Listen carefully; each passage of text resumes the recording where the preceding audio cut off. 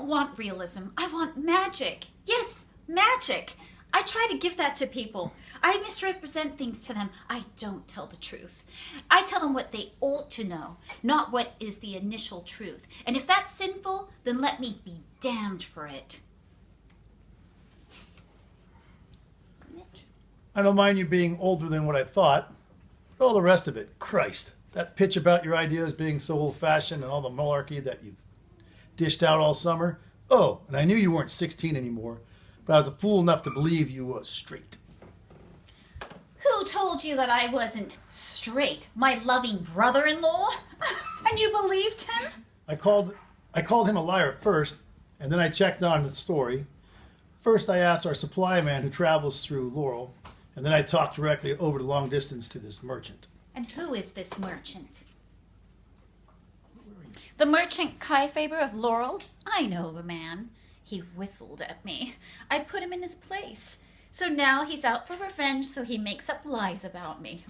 3 people, Kiefer, Stanley and Shaw, swore to them.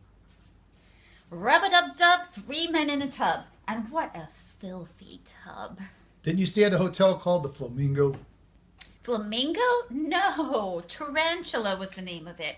I enjoyed a hotel called the Tarantula Arms. Tarantula? That's a big spider. That's where I hold my victims.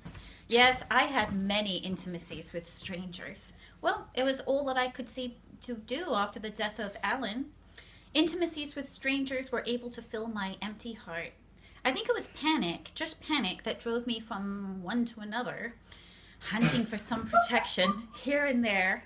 And you know what? Somebody even said about me at one time, this woman is morally unfit for her position. True? Yes, I suppose. Unfit somehow anyway. So I came here. There was nowhere else I could go. I was played out. You know what played it all out? My youth was suddenly gone up the water spout, and I met you. You said you needed somebody. Well, I needed somebody too.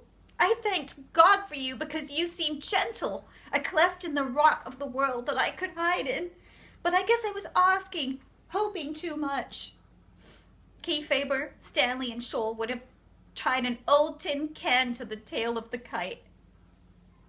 You lied to me, Blanche. Don't say I lied to you. Lies, lies, inside and out, all lies.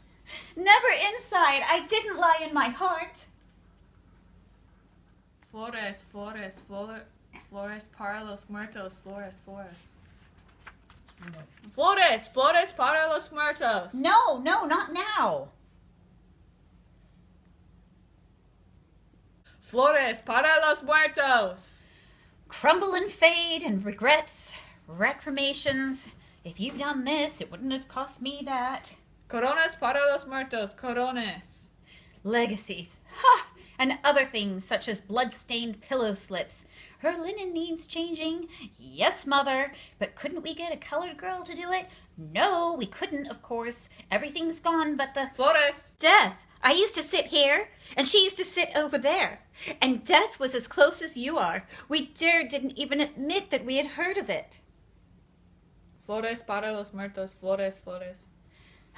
The opposite of desire. So you wonder. How could you possibly wonder?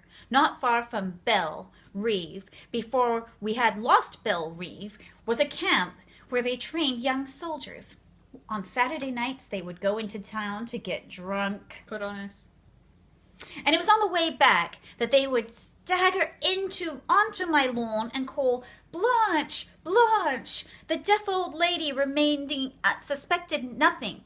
But sometimes I slipped outside to answer the calls. Later, the paddy wagon would gather them up like daisies the long way home. What do you want? What I've been missing all summer.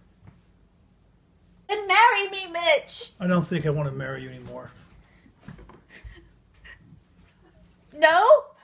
You're not clean enough to bring into the house with my mother.